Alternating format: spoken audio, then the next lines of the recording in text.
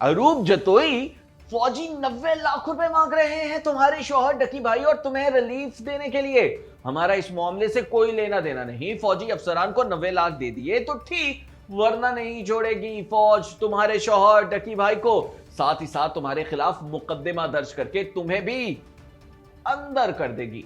और यूं हथियालिए अरूप जतोई से 90 लाख, और वो भी पाक फौज के नाम पे। साथ ही डकी भाई के बाइनेंस अकाउंट से $3,26,000 यानी 9 करोड़ 23 लाख से ज्यादा की रकम भी अपने अकाउंट में ट्रांसफर कर दी असिस्टेंट डायरेक्टर एनसीसीआईए शुएब रियाज ने।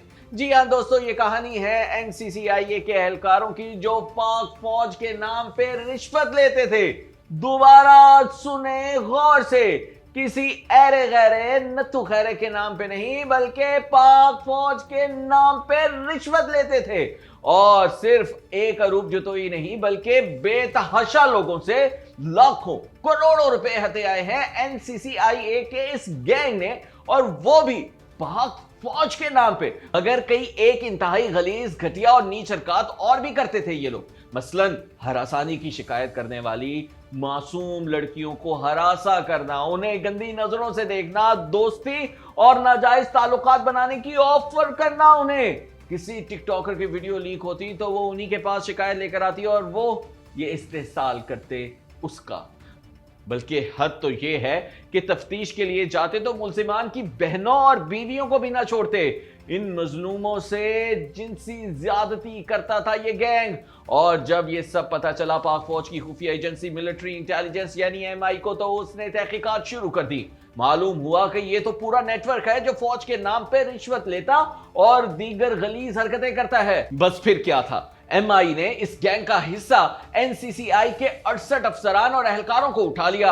उनमें 16 तो हैं आला अफसरान और बाकी निचले दर्जे के ऑफिसर्स और हैं एहलकार। जब ये खबर सामने आई तब किसी को नहीं मालूम था कि एनसीसीआई के इन एहलकारों को क्यों उठाया गया, क्या खता थी इनकी। कोई नहीं जानता था कि ये गैंग है जो पाक फौज के नाम पर रिश्वत लेता है।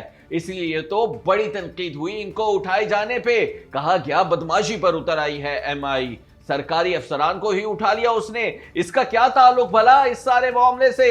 चलो आईएसआई की भी समझ आती है, मगर यहां तो एमआई ने ये बंदे उठा लिए, ये जुल्म है, ज्यादती है, वगैरह वगैरह। मगर जब इस गैंग के बारे में सीनियर सहाफी इमरान शफकत हकाई सामने लाए तो दंग रह गए सब। फिर बीबीसी ने रिपोर्ट शाया की कि एनसीसीआईए के 6 अफसरान ने डकी भाई की बीवी अरूप जतोई से 90 लाख रिश्वत ली ताकि उन्हें रिलीफ दे, डकी भाई का मजीद रिमांड तलब न करे और जेल भेज दे उन्हें। ये 6 अफसरान एफआईए की तहवील में है और मुकदमा भी दर्ज कर लिया गया है उनके खिलाफ। यानी ये तय हो गया है कि एमआई ने इन 6 अफसरान को एफआईए के हवाले कर दिया है। वैसे ये गैंग 68 एहलकारों पर मुश्तमिल नहीं बल्कि तादाद कहीं ज्यादा है। 68 एहलकार तो वो हैं जो एमआई के पास थे, उनमें से 6 के खिलाफ सबूत दिए एफआईए को और उन्हें गिरफ्तार कर लिया एफआईए ने। लेकिन पाक फौज के नाम पर रिश्वत लेते थे ये गैंग, इसका इंकिशाफ सीनियर सहाफी मुजम्मिल सोहरवर्दी ने किया है।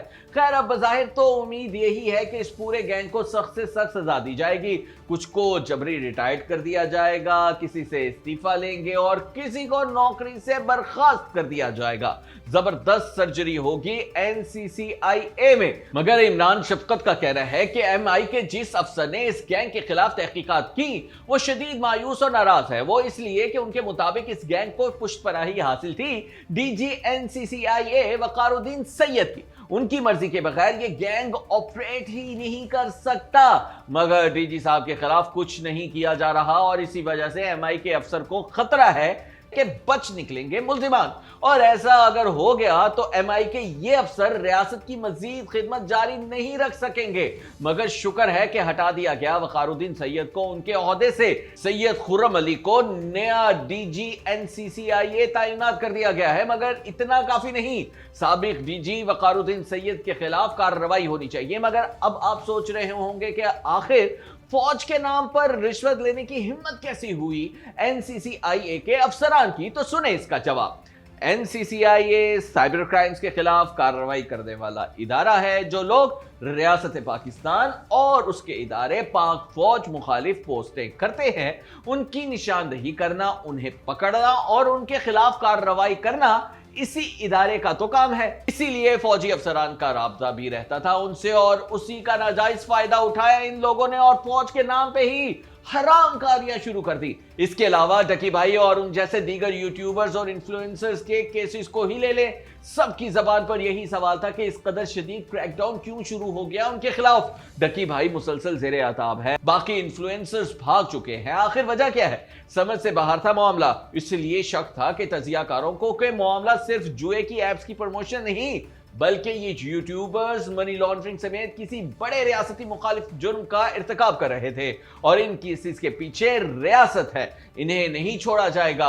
अब एडिशनल डायरेक्टर सरफराज चौधरी ने जिस तरह खूब ढेर सारी पॉडकास्ट की, मीडिया में डकी भाई के केस को उठाया, उससे लग यही रहा था, मगर कहानी बहुत बाद में जाके खुली कि गल विच कोई और है। अब आप कमेंट करके बताएंगे क्या इस गैंग के खिलाफ वाकई कोई तगड़ी कार्रवाई होगी या फिर ये बच निकलेंगे। और हाँ, वीडियो को लाइक कीजिए, शेयर करना मत भूलें।